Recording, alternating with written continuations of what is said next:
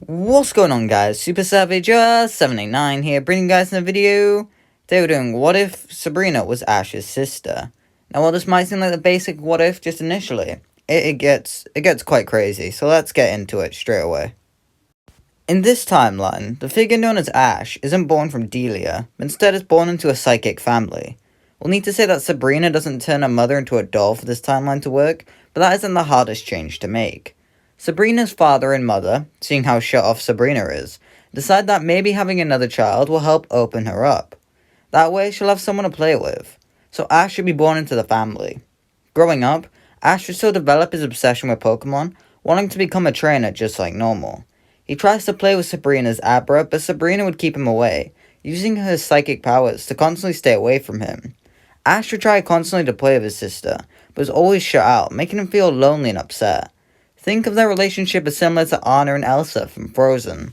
At some point, while Ash is growing up, Sabrina would become the gym leader, which Ash would find quite cool.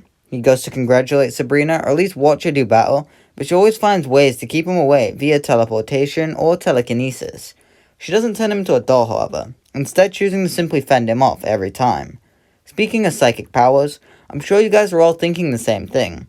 Is Ash psychic in any way? Well, kind of. Ash isn't the sharpest tool in the shed, so getting his head around all the advanced techniques would be quite difficult. So he's unable to do things like telekinesis, teleportation, etc. There is one thing that Ash is able to do though. Similar to Aura Guardians, Ash is able to feel emotions of people through a weak use of telepathy. It might seem a bit fanficky, but I think it makes sense, especially considering the type of person Ash is. We'll pick up with Ash at 10 years old, where the actual story will begin. Ash should be at home with his mum and dad watching television. On the screen, he sees a world-renowned Professor Oak talking about how selective trainers will be getting a starter.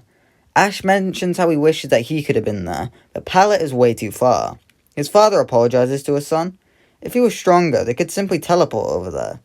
Ash mentions that it's okay, however. His dad leaves as he goes to work, kissing his wife on the cheek as he leaves. Now, with nothing to do, Ash would decide to go kill some time. He heads out to play with his mother watching him from the window, knowing that he's going to that place again. Ash would head to the gym and watches from a small gap in the door as Sabrina bodies the trainer's ride-on with a puny Abra. The trainer then barely escapes crying. Ash walks in with a grin over his face, greeting his sister nonchalantly. He begins talking about whatever kids talk about to her, not feeling her anger beginning to rise. She tells him to leave, but he remarks cheekily that he doesn't want to, asking if he can play with Abra. She begins to admit a blue girl as she lifts Ash off the ground, telling him to leave. She tries to fling him out the door, but misses, hitting him hard against the wall. An audible crack can be heard as Ash breaks his arm in the process. Sabrina looks visibly shocked, and looks as if she's about to say something, without using her puppet. Before she can though, her mother walks in, calling out Sabrina for this. How dare she hurt her brother like that? Apologize this instant. For her insubordination, Sabrina decides to finally place her mother into a canonical state, turning her into a doll. Ash begins to run in fear from his sister for the first time ever, getting out the door as he makes it to a nearby bench, breathing heavily. Ash's father teleports over, with Ash having tears in his eyes. He tries to explain the situation, but his dad already knows. Using his powers, he fixes Ash's arm, and tells him that now Ash needs to step up if he ever wants to see his mother again. Using all his powers, he'll send Ash to Lavender Town. He needs to find a ghost Pokemon and use it to defeat his sister. He can't go, due to him being the only one who can keep Sabrina in check, as she begins to go out of control. With determination in his eyes, Ash would accept this challenge, and is promptly teleported to Lavender Town. Ash would proceed to head into the tower, where he would still meet Haunter. He'd befriend him, of course, and then Haunter decides to accompany Ash on his journey. Ash would throw a Pokeball at Haunter and would catch it, making his starter Pokemon in this timeline, Haunter. Due to its nature though, Haunter would not stay in the ball. The duo would proceed to then head back to Saffron to defeat Sabrina. Ash would make it clear that he is shaken up, and so Haunter would be trying to cheer him up, pulling a comedic routine which gets a grin out of the young boy. Ash would arrive at Saffron City Gym with Haunter by his side. Here it knows how dire the situation is, so it doesn't wander off. Ash would walk through the doors, telling Sabrina that he challenges her to a battle. Of course she would agree, sending out her Abra to battle. Haunter begins to battle the Abra, using Lick and Shadow Ball to battle. While it's doing fairly decent, especially for its first battle, no one could predict what happens next. Abra would begin to glow and evolves into Kadabra, which would place Haunter on the defensive. Despite this though, Ash should know that he can't stop now. He needs to keep going, no room for failure here. As it fights, Haunter will take a glance at Sabrina's face. She has the same look in her eyes that Ash had earlier. Maybe he can help her? As Kadabra charges up a psychic attack, Haunter would vanish, which shocks everyone. Ash would be looking around for Haunter, calling out for it, but it isn't there. Haunter would then appear in front of Sabrina, beginning to do a comedy routine like canon. It would turn Sabrina good just like it does in canon, leading to her freeing her mother from her doll persona. Not long after this, the father would appear with a grin over his face, happy that Sabrina has returned to being his daughter, and proud that Ash has stepped up. From out of his pocket, he'd pull out the Marsh badge and awards it to Ash for defeating the gym leader. He tells his son to go and achieve his dream, become a Pokemon Master, and make them proud. Ash would smile as he accepts the badge, asking Haunter what he thinks about that. Haunter would smile, leading to Ash getting ready to start his gym challenge. Before he leaves though, his father would turn to Sabrina. He tells her to go with Ash and keep him safe, as well as to help him achieve his goal. She would accept, wanting to also learn how to better treat Pokemon and people. So the duo would head off, aiming to head to the nearby town of Celadon. As they are walking, Sabrina would ask Ash why she doesn't just teleport them to Celadon and skip the travel. Ash would tell her, however, that adventuring is part of the fun. You get to see Pokemon and people. She won't really understand it, however. So to prove what he means, he points out a Pokemon to her. She uses telepathy and tells him that the Pokemon's name is Sparrow. He would decide to fight it using Haunter, defeating it relatively quickly using Lick, paralyzing it. He then throws a ball at the Sparrow and catches it. Ash should begin to celebrate as he goes over and picks up the ball. He tells Sabrina that that's what it's all about. She then points behind him, asking what to do about them.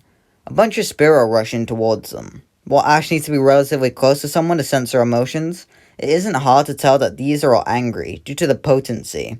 So he tells her they should run. She instead sends out Kadabra and orders it to use Psychic, combining its powers with hers to catch all of them and launch them away. She then turns around and smiles, making Ash and Haunter double over. Continuing moving, Ash would decide to take a break for lunch with Sabrina. Haunter, not needing to eat, decides to float away to go and cause a little chaos. As it's flying around, it would find a Pokemon that it goes over to perform its comedy for. It flies over to the Mankey and proceeds to try and make it laugh.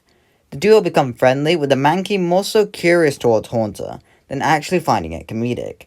Haunter will return to Ash with its new friend, with Sabrina telepathically finding out the identity of the Pokemon. Haunter will convey that Mankey finds him hilarious and does another joke, which only Sabrina laughs at. Ash would feel Mankey's emotions, learning that it doesn't find Haunter funny, which he tells it. Haunter would then begin to cry violently, with Ash trying to apologize, telling it that it's definitely funny. Ash would feed Mankey some food, and then it proceeds to take its hat. This isn't a big deal, but it's simply tedious. Sabrina would just teleport and take it back for her brother. Due to the Mankey being so playful, Ash would decide to add it to his team. Using Haunter, Ash would battle the Mankey, and after a few licks, throws a Pokeball at it. After it shakes, Ash catches his third Pokemon. And yes, this is the same Mankey that Ash meets in canon. Ash and Sabrina would then arrive at Celadon, where Ash would wish to battle. The duo head to the gym, where Ash issues a challenge to Erica. Naturally, she accepts, since Ash never insults Perfume here. He would send out his Spearow, and she sends out Tangela. Despite the type advantage, Tangela's vines would be able to constrict it, and restrict its movements, which ultimately leads to defeat. Ash would recall his defeated Spearow, and Erica recalls her Tangela. She then sends out a Weeping Bell, and Ash sends out his Mankey.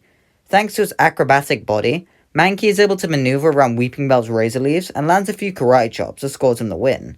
Erica would then send out her ace, which is Gloom. It's able to defeat Mankey, which means that Ash has to send out his Haunter. I think, due to its astral form, Haunter is able to essentially negate a lot of powerful attacks that Gloom has in store and finish it off with a Shadow Ball. This would mean that Ash would get the Rainbow Badge. As Ash and Sabrina continue along, Ash will be trying to encourage his sister to try and expand her team. Kadabra is strong, but she'll need more if she ever gets into a battle. She'd listen to Ash, though she isn't going to just catch any Pokemon. The duo would arrive at Hop Town. Since Ash is here much earlier, it's unlikely that the amount of kids gone missing would be as large. I think there'd still be one or two though. This episode is much quicker, however. Sabrina can simply use her telepathy to locate them, and teleports to them.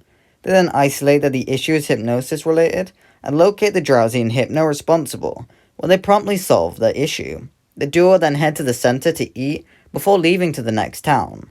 While they're there, Sabrina would see the Psyduck and approaches it. She finds it quite funny due to its ignorance. So, taking Ash's advice into account, she catches it.